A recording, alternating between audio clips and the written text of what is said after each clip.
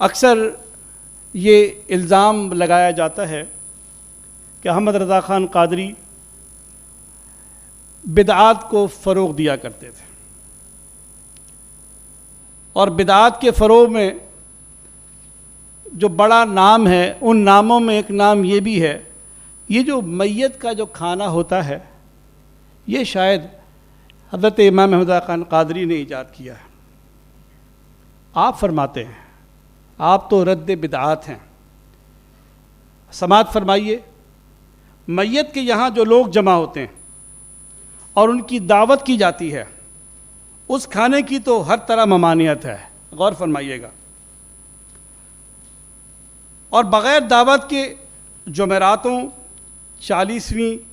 6 ماہی، برسی میں جو بھاجی کی طرح اغنیاء کو بانٹا جاتا ہے، جس طرح ہم بھاجی بانٹ رہے ہوتے ہیں، بھجیا بانٹ رہے ہوتے ہیں، اغنیاء کو، مالداروں کو بانٹا جاتا ہے،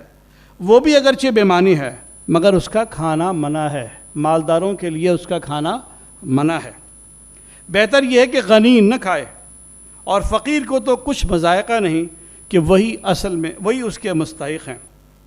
اور ان سب احکام میں وہ جس نے اپنی موت اپنی حیات میں کر دی اور جس نے نہ کی، سب کے سب برابر ہیں، اور اپنی یہاں موت ہو جائے تو اپنا کھانا کھانے کی کسی کو ممانعت نہیں، یعنی جس کے گھر میں میت ہے وہ کھانا کھائے تو کوئی حرج نہیں، اس لیے کہ اس نے پتہ نہیں کب سے کھانا نہیں کھایا۔ اور 40 دن کے بعد بھی جمعراتیں ہو سکتی ہیں۔ اللہ تبارک و تعالیٰ کے فقیروں کو جب اور جب جو کچھ ثواب دے، ثواب ہے، اس سارے ثواب کی ممانعت نہیں ہے، لیکن کس وقت کیا کرنا ہے یہ جو بدعت کے زمرے میں شامل ہے کہ جینا بھی دوبھر، مرنا اور بھی مشکل ہے۔